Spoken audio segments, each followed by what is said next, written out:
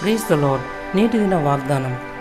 మనుషుల పోలికగా పుట్టి దాసుని స్వరూపం ధరించుకొని తన్ను తానే రిక్తునిగా చేసుకొనెను. ఫిలిప్పీలు 2:7. మన సమస్యలను పరిష్కరించడానికి యేసు వినయమైన స్థానం తీసుకున్నాడు.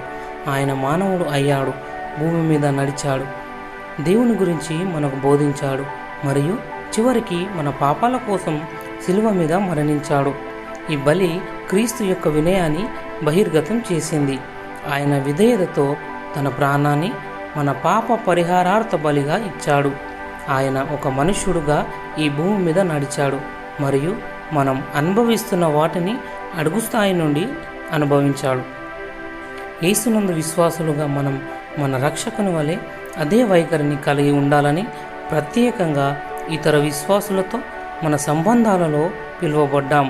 దేవుడు మనకు వినయాన్ని ధరించడానికి సహాయం చేస్తాడు.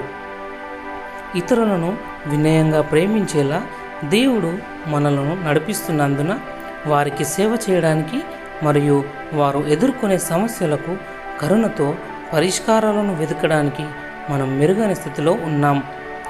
ఇతరులు ఎదుర్కొంటున్న అవసరాలు మరియు సమస్యలను నీవు ప్రేమగా ఈ విధంగా పరిష్కరించగలవు.